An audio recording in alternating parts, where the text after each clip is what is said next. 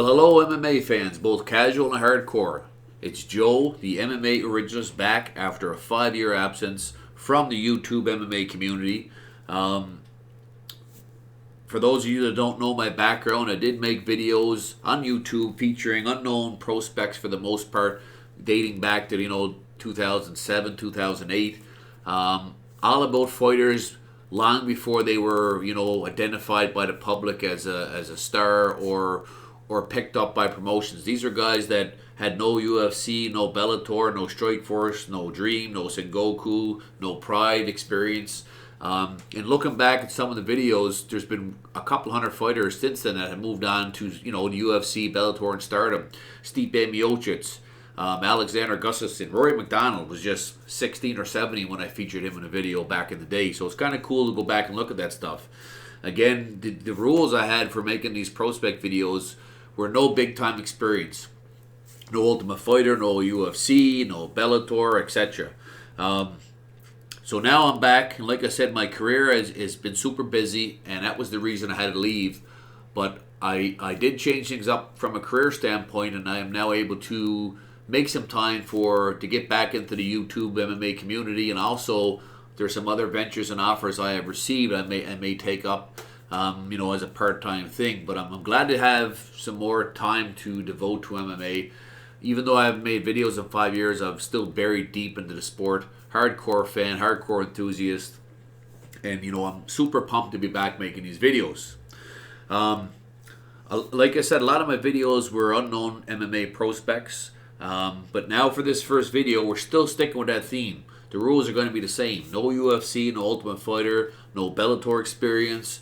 And also, you won't see any huge names from other bigger promotions, like Tier 2 promotions, like One Championship. You won't see any of their big name champions. M1 Global, like those kind of promotions. You're not going to see a well-known kind of worldwide guy. You will see some fighters from those organizations, though. For the most part, I try to go after those obscure prospects, but for this one, since it's my comeback video after 5 years, we're going to pick 5 highly touted prospects and 5 people that a lot of the hardcore fans will know about. And then as videos progress, I will get back to some guys with more obscurity. But nonetheless, folks, I'm pumped to be back, and I sure hope that I can, pull back some of those friends and people in the MMA community and fans I had back in the day. And I'd like to grow this channel. I'd like to get back into this. I believe it helps the fighters, and I have proof of that. I really would like to see if I can reconnect with some of the excellent folks that I talked with many years ago. So nonetheless, let's get rolling with this video. Again, I mentioned 5 really hot prospects that I'm really excited to talk about. And we're going to start in the flyweight division. The first guy I'm going to mention is a guy by the name of Askar Askarov. Fights out of Russia, and of course Russia, it's such a huge hotbed for up-and-coming fighters. It's incredible how many Russian fighters. The sport's growing. We have so many promotions over there. ACB is growing bigger. You still have M1 Global. You have the Fight Night event. So that part of the world is just stacked with prospects. And you're talking about Askarov, he's 25 years old, 5'5", 125 pounds, 9 wins, no losses, all victories by via stoppage, 3 TKO and 6 submissions. Anytime you get a high-profile flyweight, the UFC's division can always use a shot in the arm, because we know they're still looking and digging for talent and contenders. And I believe Asghar could hop right into the mix. He fights out of the Fight Eagle Association, and that has a large amount of pro fighters in it. Taking a look at his record, he's got some key wins over Bellator, Strikeforce, and WEC veteran Anthony Leon. He's also got a victory over UFC vet Jose Maria Tome. And if you watch that fight, to quote Frank Mir, he didn't lose 1 minute of that fight. He's beaten 9-4 Martin Lasada and 21-8 Ruslan Kerimov. So he's fought good competition. Like I said, this division in the UFC can use a shot in the arm, and if Asghar can break free, if he can fight outside of Russia, get his visa straightened out, this guy is a sure pickup. Now, as in some previous videos, I want you guys, if you're interested, to look in the links below. I'm going to include some highlights on all the fighters mentioned in today's video. And there's some great stuff on Asghar. The organization he's in, he is the champion of ACB, and he does have some really tough challenges in that division, in that organization. Yoni Sherabatov being one of them. Yoni is undefeated, 7-0-1. He did make an appearance on Tough, and he lost in the house qualifiers, but that would be a tough matchup for Asghar. Both of those guys realistically could be in UFC. Again, going back to his skills, 9 wins, all by stoppages. He shows a good variety of a full game, good submission skills for sure, solid wrestling, as with a lot of these Russian fighters we seem to be seeing lately. A good ground game, and he can strike. His striking is probably where he needs to improve the most, but he does have good striking. He wrestled and won at the 2017 Deaf Olympics. There's a bit of a background story on Asghar, similar to Matt Hamill, but not quite as deaf, but he does have a major hearing problem. So the guy's already at a disadvantage, but it shows you what a true warrior and true athlete this guy is, that he's still able to compete, and I believe he can compete among the best. So he's a very interesting person, and I sure hope the UFC takes a look at this guy, because he deserves a shot. We just have to see if, from a business standpoint, if it makes sense for him to come to North America and fight in the UFC, and if he can get himself out from a visa standpoint, which is always tricky for guys in Russia. So nonetheless, Askar Askarov, check him out, folks. You will not be disappointed. Let's hopefully see this guy in a bigger show someday. And since Bellator is not running that flyweight, the UFC is the place to go. The second guy on the list is another exciting fighter, another guy out of Russia. Just another Russian fighter that there's so many guys. I'm so pumped to be talking about these fighters. Peter is 24 years old. He's 5'7", 135. Couple of associations he's linked to, Vityaz and Tiger Muay Thai MMA. Trains with the like of Mirabak Tusamov and 21-2 Kate Akimov, guy who fights in 1FC, and also Daniel Hooker. So Peter's record is 8-1, 3 knockouts, 1 submission. Very exciting bantamweight. This is another guy that, I mean, I'm not sure how he would do with some matchups in the UFC. It could be tough for him, some wrestlers, but he certainly can win fights in the UFC, and he's exciting.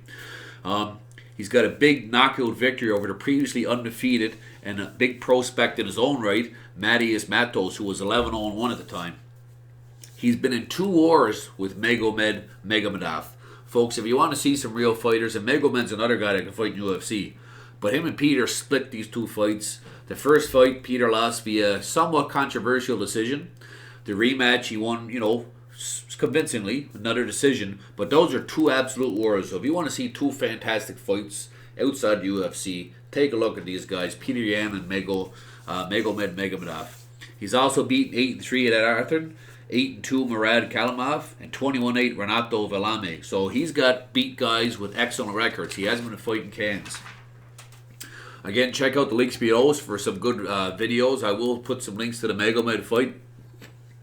Peter is an aggressive striker with both kicking and punching.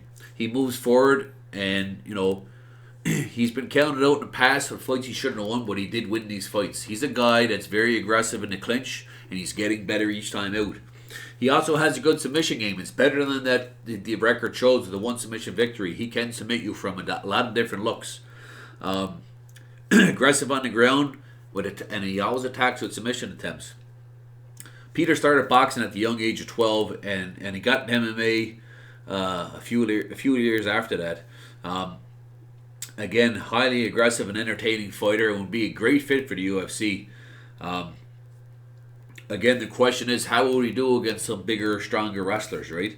So, a well-rounded offensive fighter, and a second guy that I really hope to see makes it to the UFC, and even Bellator. I'd rather see him in the UFC, but he won the belt, the 135 championship belt in ACB, and he left the promotion as champion. So the rumor has it he is trying to get himself to the UFC or Bellator, and whatever that means. I know he was over the leg injury, and also I think he's working on getting himself legally out of the country so he can compete and sign one of these big promotions. But here's looking forward to him. The third fighter, and this is another Russian we're going to talk about. We will switch it up after this, but I couldn't pass up on this guy either. Rustam Kerimov. Russian again fighter, Dagestan, 5'5", 135, 25 years old. Affiliated with the Camp Dag fighter, which is full of extremely talented fighters such as Omar Akhmadov, Marat Gafarov, Zabit Magomedsharipov. His record is 10-0, with 5 victories coming via TKO or KO, 1 submission. He's got a key first round victory over Takui Mizugaki, UFC WC veteran.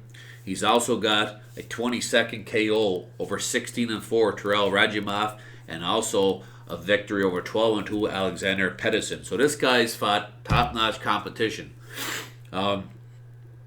Valetudo.ru has this guy. Valetudo.ru has this guy at 13-0. I can only find the 10 official fights that they list on ShareDog, and I checked a few other sites, but other sites like Valetudo.ru have many more victories as an amateur, dating back as far as 2012, where he won multiple gold medals in the World MMA amateur tournaments and also the South Russian MMA Grand Prix. He does have a huge challenge in front of him. He's rumored to fight 20-2 Oleg Borisov, and Borisov is a guy who definitely could fight in UFC. He's got a record of 20 wins and 2 losses. He's low. I think Borisov is 33. He just never got that call, but he's a very tough competitor. So this may be, and is it too soon for Kerimov, or is he ready for a guy like Oleg? We're going to find out. He's very athletic. Kerimov's got great wrestling. He's got a big overhand right. He's an athletic striker. Throws kicks, good hands. But the biggest thing for him, you'll notice in some of his fights, is the ground and pound. He certainly, when he gets loose with his ground and pound and he gets what he wants, he reminds you, not as devastating, but he got that Khabib, the same kind of stuff that we see from Khabib Nurmagomedov and so many other Russian fighters. The ground and pound, the sambo is incredible. So I'm not sure where I would place this guy. Again, in the 135 division, this guy can win fights in the UFC, for sure. 100% and both Bellator. No problem at all. I don't know how he'd do against some of the upper echelon competition. But definitely a guy, and as you watch his fight with Mizugaki, Frank Mir is commentating, and he's complimenting Kerimov the whole time throughout. And, he even went on record as saying this guy could fight in a bigger promotion. Again, you will see some videos of Kerimov linked below. And, if you're an MMA fan, a hardcore guy, even a casual, if you want some entertainment, check it out. You will see that there's some great fights happening around the world that you don't see. If you're in North America, you don't see these fights all the time. We see Bellator, we see Titan, we see UFC, etc. But, the world, it's incredible how many prospects there are nowadays compared to when I was doing this 10, 15 years ago. It's off the charts. There's so many. And such a wave of fighters coming from Russia. It's truly incredible. So that does it for our first 3 fighters, but outlet of Russia. Next, we're going to move to China with Weili Zhang, 5'4", 115, 28 years old, 16-1, 9 TKOs, 6 submissions, 15 stoppages. Key wins over 8-2 Mariela Santos, 6-1 Simone Apareche de Silva Duarte, 21-10 Emil Ejudu, and 10-3 Sutherland Gachiklo. So she's beat some experienced fighters for sure, and also she's beat some not so experienced fighters. But she finishes fights, and she's an exciting striker for the 115-pound division. Again, there's some highlight videos of her linked below in this video. Her skills, very impressive striker, violent striker actually for the 115 ladies division, which certainly could use a shot in the arm. Solid leg kicks, decent ground game as shown in her record with 6 submissions. She's aggressive. Like you said, she doesn't just TKO and go for the KO. She tries to win wherever the opportunity arises. And to me, there's been some great, incredible female fighters, and this could be one that is not only an incredible fighter, but she could be highly marketable. And I'm sure the UFC knows about her. In fact, I've sent her information to my UFC contact, and I'm surprised. I don't know if she's under contract long term with where she's at. I believe it's with one, or if she's an upcoming free agent, but she's one that's got to be looked at. And they may have to pay a little bit extra to get her on board, but I truly think it'll be worth it. And if you can find somebody for the 115-pound division that has knockout and finishing power, then she's a link to be a fan favorite. So here's to hoping that she does get signed. Again, with that 16-1 record, it's truly hard to deny her. So, Weili Zhang, check out the highlights. The last fighter we're going to talk about, and this is a guy, we're cheating a little bit here because I know he has had conversations with the UFC. As a matter of fact, I believe he was even offered to fill in for a fight. I don't know that for sure, but that was the insider I had, that he actually was offered an opportunity to fill in, but he was injured. He couldn't make the jump. Jose Shorty Torres, fighting out of Chicago, USA, 25 years old, 5'4", 135. Affiliated with Combat Duo and KHK MMA team. I believe he trained at Jackson's last year as well. 6-0, 2 knockouts, 2 submission. A very extensive amateur record. If you dig deep, you realize this guy has 25 victories against 1 defeat as an amateur. And I may be mistaken here, but I believe he lost his first amateur fight and then won 25 straight as an amateur, then moved to pro. Key win, 7-3, Gladys Indijis, and also got a nice victory over Bellator veteran Farkav Sharapov in 18-4, Pedro Nobra. Pedro is known for his infamous ghost punch at, I forget which UFC it was, but he was the guy that faked the punch, the cheap shot on the ground. I can't remember the details. But nonetheless, 18-4, that's a big victory. Check out the videos below of Jose. There is some short videos, some nice videos. He started training in Shotokan karate at age 4 or 5. And age 16, started training MMA under Bob Schreiner. So any hardcore fan knows all about Bob. A full array of options with Bob. Legendary judo and jiu-jitsu trainer. He was also an NCAA Division II wrestler. This guy's a 2-weight champ at Titan, both flyweight and bantamweight. He's won multiple amateur MMA titles, 2-time Pan American gold medalist.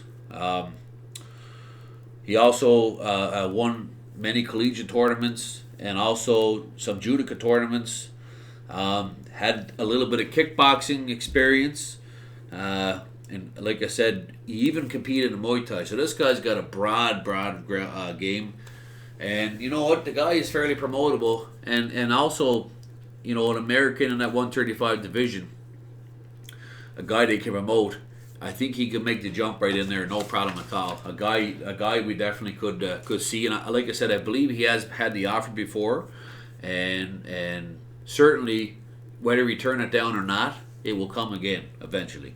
So Jose Torres is just the 5th prospect, and again, most videos you see from me are for more obscure folks, but this is one where I want to make a comeback, and I want to feature 5 exciting fighters that you're going to see, and I believe at some point we will. I'm not so sure about the lady Weili Zhang from China.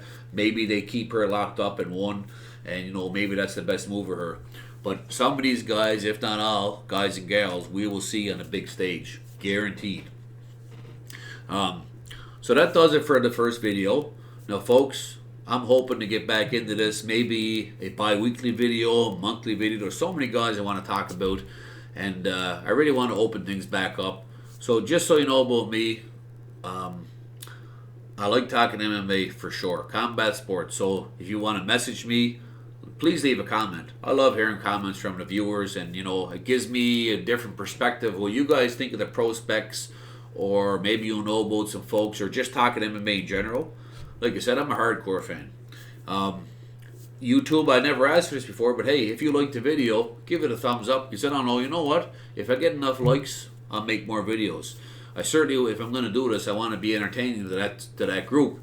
The other thing is, if you were a fan of mine, and now you see I'm back, and if you're glad to see me back, please, spread the word, because I've lost touch with so many of my contacts. I'm not sure all the same folks are still on YouTube from back in the day, but certainly Spread the word, like the video, comment. I'm also in the process. It may not happen for a couple weeks, but you know, I'm going to get a Facebook page and a Twitter page. I like to grow this because I think I was on the cusp of getting, you know, this thing grown quite a bit, and then I left.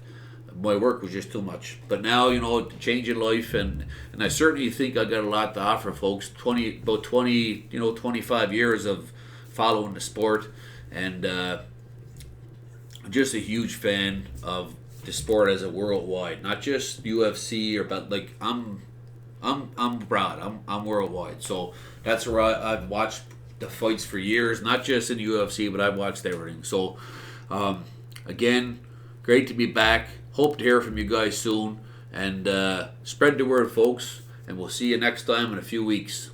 Thanks. Take care.